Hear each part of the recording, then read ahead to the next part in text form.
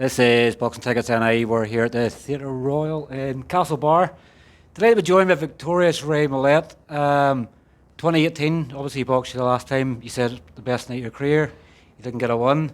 It's like a Rocky film out there tonight, obviously. If you had a thought of everything and a fight to happen, it probably happened another night.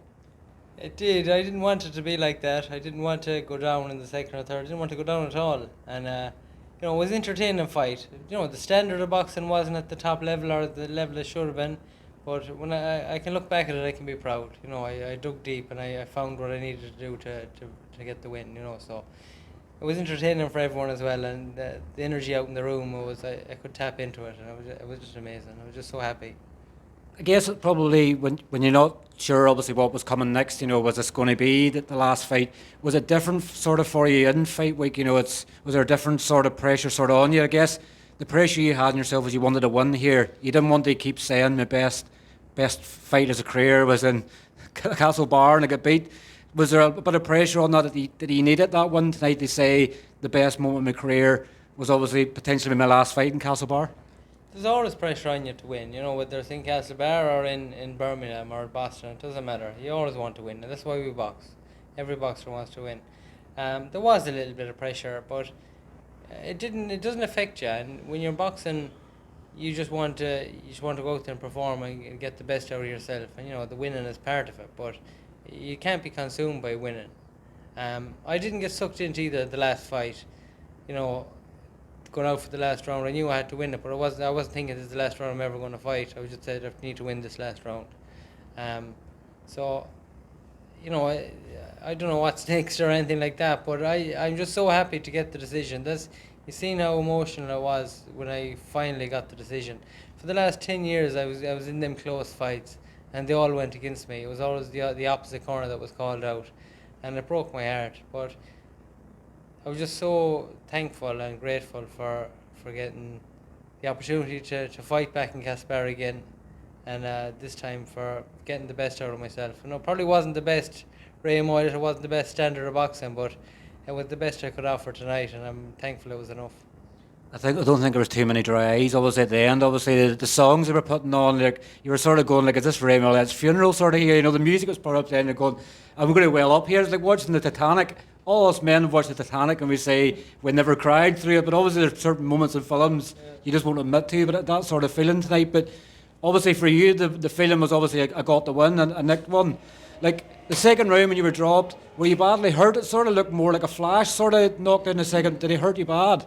Yeah, I wasn't hurt. I was probably off balance, but he did catch me, and I tried to shake it off, pretended I slipped, but I didn't. But I wasn't hurt really after that.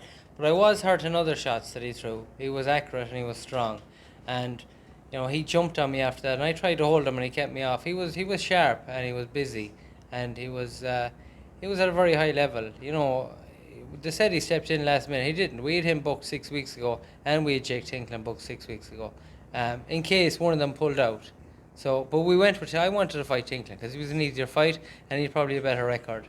I knew this guy was tough, and that's why I refused to fight him. That's why I went for Tinkland first. So, I knew it was there for the taking as well, but it was just a great fight to finish. As you said, a Rocky film. Like watching the films, I feel sorry for Rocky watching them films, and then I want to be him as well. You know what I mean? So I don't know where I stand on that, but I'm just so happy that it's done now, and I have the story, and I can enjoy that right off in sunset with that story. You're sharing a comparison there. Obviously, you like Rocky. Everybody likes Ray Moylette. Like how did you stay up in that fifth round? Like you were controlling the fifth round, and it just seemed to be that you sort of maybe went in for one, probably too many in an exchange, and he caught you and like a barrage you threw. I think they always say the bell saved the day. I think it was probably another 20 seconds that maybe could have been it. Oh, the bell came at the right time in every round, I'd say, the way he was going. I can do that in the gym. I get into this flow, and I can dodge all the punches when the lads are throwing. I can slip and move, no bother. I just get into this flow state. I don't think about it. I usually box with my hands up and take the shots on my guard, but sometimes it just clicks with me, and I can see everything coming like the Matrix. Not as good as Lomachenko, but tap into something similar. It didn't work tonight. He could hit me with everything. I didn't dodge one of his punches when I tried it.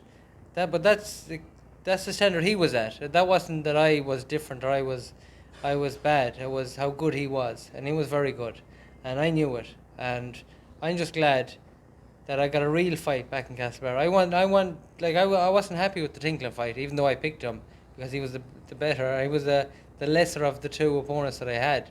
But I wanted a real Irish fight. I wanted, some of the lads there, because I want see that crowd out there. That was that's amazing. You can't buy that sort of stuff, and that's why I wanted to show them a real fight, and I wanted to get the atmosphere back again. I wanted to show them what I had. My boxing career had to be, that's the legacy I'm after setting there. So I wanted to show them how good I am. I guess when you sort of look at it, you probably maybe say now, I wanted the fight to go that way. The memories you sort of have, the sort of having to bite down the gum shield, having to win the last 3 rounds, they obviously didn't nick it.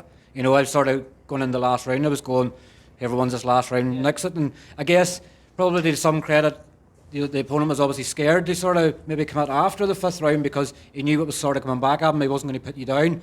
Like, what a way to finish it. Like, if that is your last thing, is that a good memory for you sort of to finish on? Would you sort of maybe liked an Irish title to sort of finish off there tonight? I would, of course, like an Irish title. On St. Patrick's Day, an Irish title. I'm so disappointed that I haven't won a title in my professional career. I don't have a belt that I can show my young lads. Or, I've had 17 fights now, and I don't have a belt to show them. And there's far worse boxers there that have a load of belts. I know they mightn't be the top belts or anything like that, but the kids don't know that, I suppose. I'd like to have something to show for my career, and at the minute I don't, but I have a story now that I can hang on for a while. I guess the story obviously sits well, obviously in a bar, obviously in the winter months, sort of sipping at a pint, you can sort of tell people the stories you've been through in your career. I remember when we spoke before and you sort of said in the amateurs, you had a good year and you had a bad year. You sort of couldn't put 2 good years together. Like, what's it going to take to sort of, it has to be a juicy fight to sort of, or you just have to sit down with the family now and say, as I said, I don't want to put the body through anymore? Yeah, I mean, I don't mind. I'm going to go to my shield one way or another. I'm hurting now a bit, but that doesn't bother me, and I'd happily go jump in front of a bullet tomorrow if I had to. That's not the issue. But I'm a father now, and I haven't been at home for the last 8 weeks, and I haven't been existent in the family life at all. So it's not fair leaving everything to Sharon there. So I know she's backing me 100%. She works so hard as well, helping with the promotion of this. But I can't just say I'm going again there for 10 or 12 weeks and just leave her there. So we need to come up with a plan. And obviously the opportunity has to come up first, and if it's good enough, then we can maybe come up with a plan, or maybe not. I don't know. But at the minute, I don't have any plans. I don't have any ambitions for the minute. So I'm just happy enough now. I just want to enjoy what I have.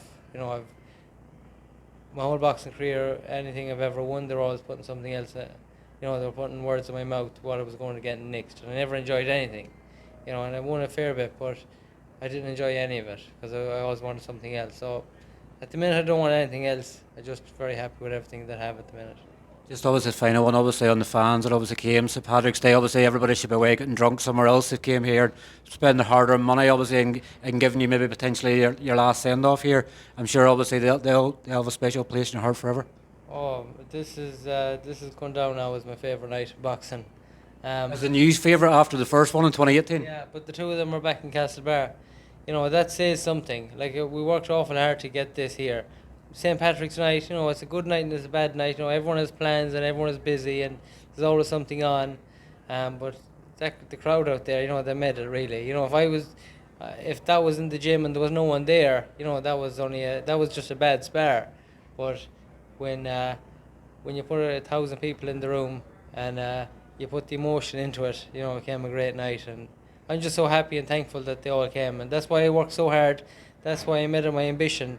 I could have retired months ago or years ago even, but I said no, I want to fight back Castlebar one more time, and I've done that now. Well, listen, thanks very much for your time. Obviously, enjoy healing up. Obviously, I'm sure you maybe get to the bar before it closes. I think they'll probably keep the bar open until you decide if you're going to come or not. Yeah, I think it's your round as well, actually, this time. Well, Thomas Carty still owes me 20 quid from Christmas, so if he gives me 20 quid, we'll go and get a pint. Yeah, I'm with you, so. Well, listen, thanks for your time and enjoy the rest of your evening. Thanks, Steve.